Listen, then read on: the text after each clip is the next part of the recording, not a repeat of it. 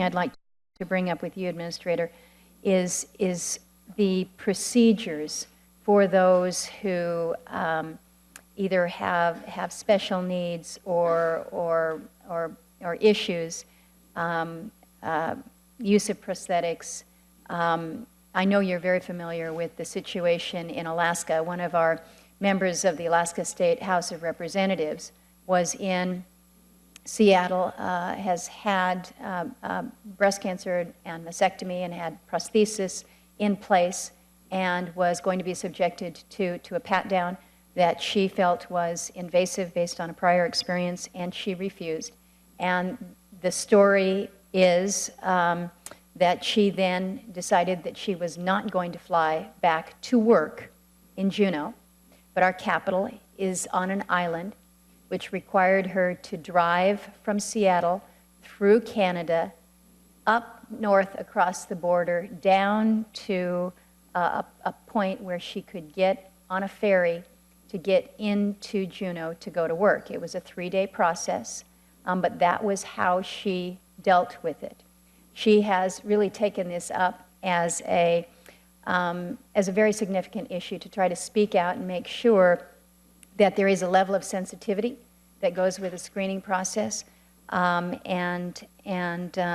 She's introduced several bills in the legislature there. One that would require signage warnings that speak to travelers of the possibility of what she considers to be very invasive pat-down. So I guess the question to you this morning, and I brought this up with the Secretary as well, is what have you done? What's happening within the agencies that demonstrates that, in fact, we are responding to these issues in a way that can help mitigate or alleviate what are clearly some very psychological effects of some pretty invasive screenings. And I would hope that you would speak to not only the issue of signage in direct response to Representative Cisne's concern, but any other ways that you are choosing to deal with this to help our passengers with more special needs. Thank you, Senator. You raised a number of very important points.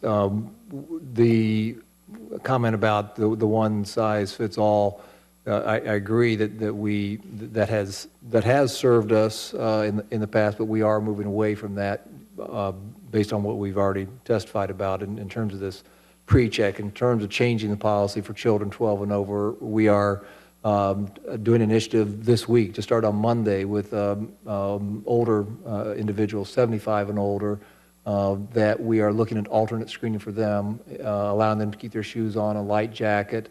There's about 60,000 folks 75 and older every day that travel. Same thing on the young side, about 60,000 children 12 and under.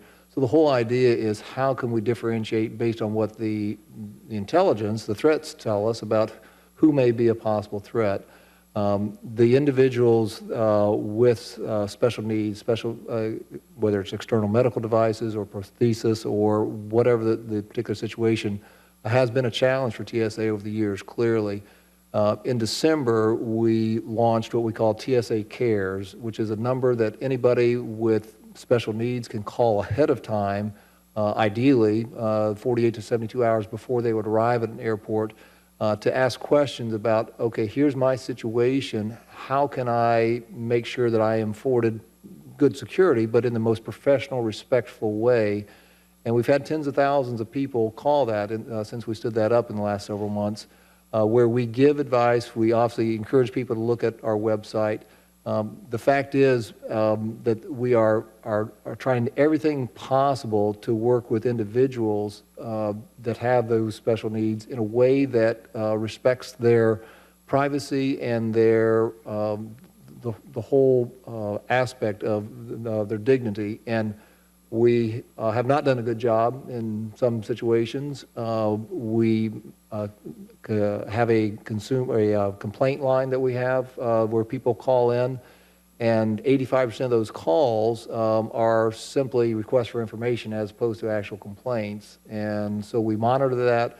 We try to put as much information we can out, and then we'll work with individuals And so it's something that we've also met with dozens of special interest groups that have similar situations to try to educate the traveling public and those we represent. And these groups represent tens of millions of people who travel either frequently or occasionally. But it is a daily challenge for us with dealing with the 1.7, 1.8 million people. Well, and I understand that. I also recognize that that oftentimes you can look to that website because we have directed people there.